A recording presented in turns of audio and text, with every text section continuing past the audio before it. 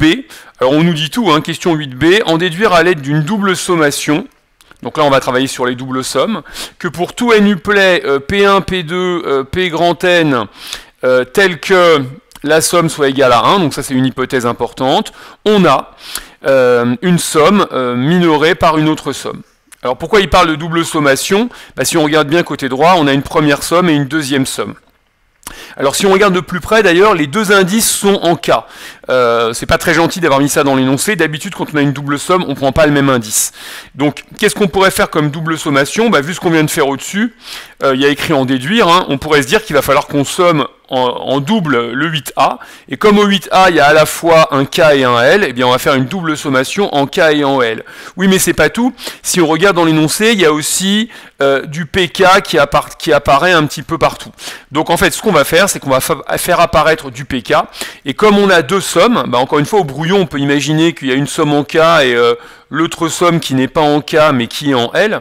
Donc en fait, ce qu'on va faire, c'est qu'on va multiplier par PK et aussi par PL avant de faire cette double sommation. Mais ça, il faut bien regarder la question souhaitée, la question demandée pour pouvoir avancer. Donc on va multiplier par PKPL ce qu'on avait trouvé au 8A, et ce qui tombe bien, c'est dit ici, c'est que les éléments sont dans R+, donc c'est licite. Hein, d'accord? Donc comme PKPL est positif ou nul, d'après la question précédente, d'après la question 8A, on peut affirmer que quel que soit K et L appartenant à un grand N au carré, eh bien PKPL DK DL, DK AK est supérieur ou égal, alors on va tout distribuer, hein, PK PL, alors c'est un petit peu lourd, DK, après on peut les regrouper intelligemment, DK DL plus PK PL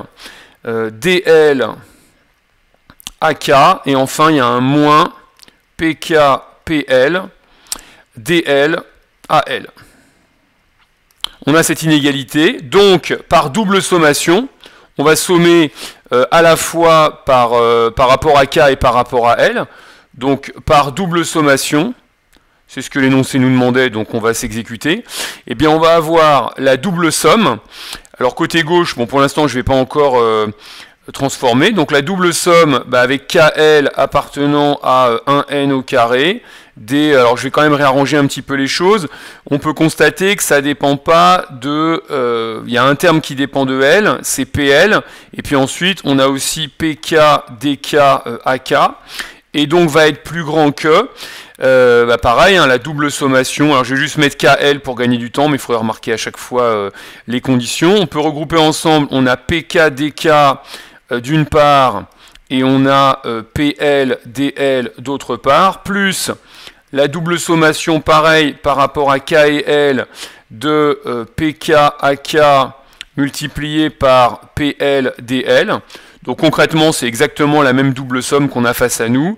Et on va retrancher, alors j'espère que ça passe à l'écran, la double somme par rapport à K et à L des PK, facteur de PL, DL et AL.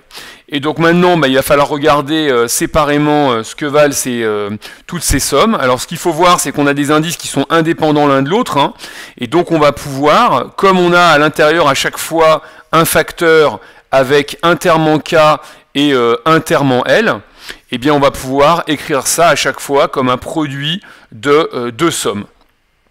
Et donc on va pouvoir passer à la suite et donc dire que réécrire ces produits comme des produits de deux sommes. Et donc on va pouvoir affirmer que, d'où, alors si je regarde la première que j'avais en bas à gauche, ça va être la somme des PL fois la somme des PK, DK, AK. Donc je vais pouvoir dire que la somme pour L allant de 1 à grand N de PL fois la somme par rapport à K, toujours de 1 à grand N, donc des PK, DK, AK, elle va être plus grande que, alors si je réécris en bas ce que j'avais dit que les deux premières sommes en fait étaient identiques, hein, ça revient exactement au même. Donc je vais avoir deux fois la même quantité, je vais avoir deux fois la somme des PK, DK,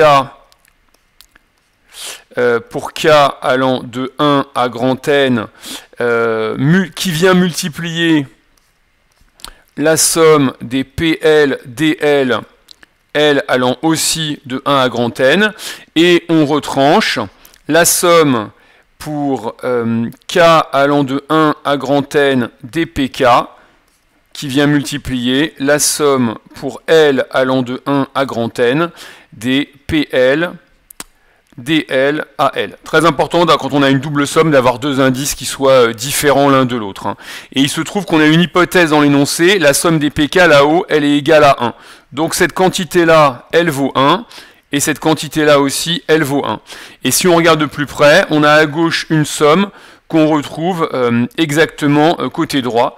Donc en fait, quand on va passer ce terme-là côté gauche, on va avoir deux fois la même quantité. Et donc, on en déduit que deux fois la somme pour K allant de 1 à grand N des PK, DK à K, c'est plus grand que deux fois le produit des deux sommes, et il n'y a plus qu'à diviser par 2, et sauf erreur, on a le résultat de l'énoncé. Cette somme-là, alors là on a une somme qui est une fois en K et une fois en L. Qu'est-ce que j'ai fait? Je me suis trompé là, c'est pas un... c'est un A ici. À cet endroit-là, j'avais mis un D, c'était un A. Et donc c'est plus grand que la somme des... deux fois le produit des deux sommes, donc PL, A indice L, le tout allant de 1 à grand N, et il n'y a plus qu'à diviser par 2 pour avoir le résultat. Donc c'est gagné. On divise par 2, je ne vais pas recopier non plus le résultat, histoire d'aller un petit peu plus vite dans ma rédaction. Je vous rappelle qu'on doit l'encadrer. Et on a obtenu cette double inégalité. Donc important de comprendre un peu ce qu'il fallait faire, et de se rappeler qu'un produit de deux sommes, eh bien c'est en fait une double somme avec des indices qui sont indépendants, et on obtient donc cette fameuse inégalité 1. Alors ensuite on va regarder ce qui se passe.